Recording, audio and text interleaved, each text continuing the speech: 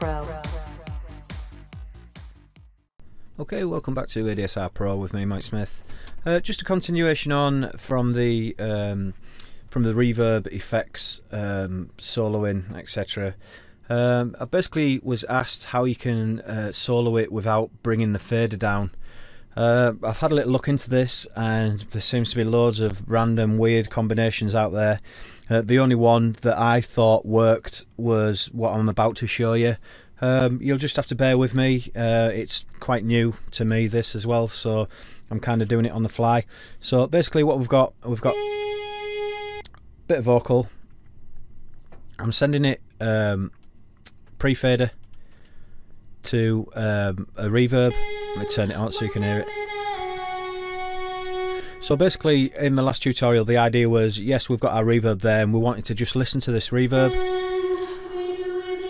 The only way to do it was to bring down the actual volume fader of the Vox. So what I'm going to do now, a little bit different, I'm going to F4 group, I'm going to add 2 stereo groups, and we'll call that one Clean Vox, and we'll call this one Effects. So what we need to do now is a little bit of clever routing. So let's just open up the mixer, and what I'm going to do, I'm going to send this reverb that we've just created, instead of it going to the master output, I'm going to put this one to the effects output. And for the vocals itself, not actually going to put to an output at all, but instead I'm going to send to the Clean Vox. So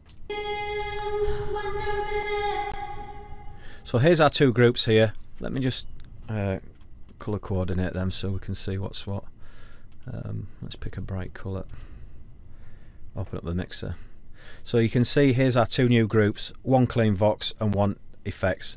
So what's happening is the vocals are being sent via a send to the Clean Vox, and it's also being sent pre-fader to the reverb.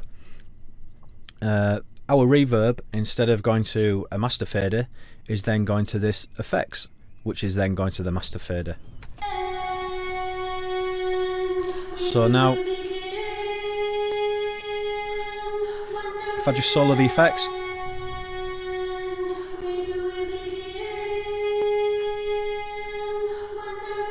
that's basically just the effects. Even though there's a signal here, you can see on the Clean Vox that's now disappeared, so that is just purely reverb. So if I take that down,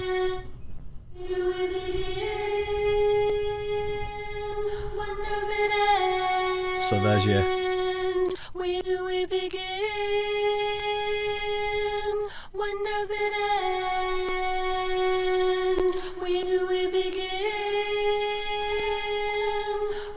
So that, to me, is the only way I've found to be able to do it, whereby you can just literally click a button and you just hear the effect. So what you could do then would be to route all your effects, if you like, just to different buses. Maybe call this one reverb, call another one delays, call another one. So you've got maybe 4 or 5 individual buses that all your effects are going out to, so you can still see where they are. As well as having your reverb effects channels, you would have like a matching reverb group channel, if that makes sense. And route it like this. So again, let's just quickly go over this again. So the Vox actually isn't going out to the master output at all. It's not going to any output at all. What we're doing is sending an amount of it to this new Clean Vocal channel here. We're also sending it to a reverb like we would normally as a send effect, but what we're doing, we're doing that pre-fader, and that's going to our reverb channel.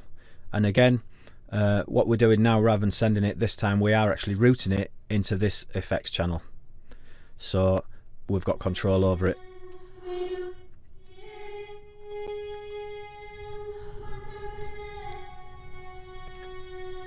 Where do we begin?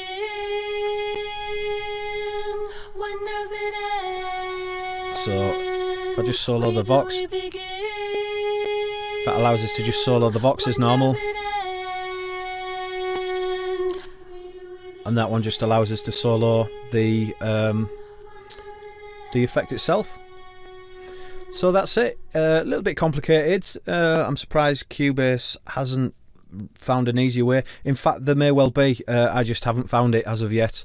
But this is at least one way of a little bit of routing. Yes, it's a little bit more complicated, but it allows you just at the click of a button to solo your effects channel without moving any faders.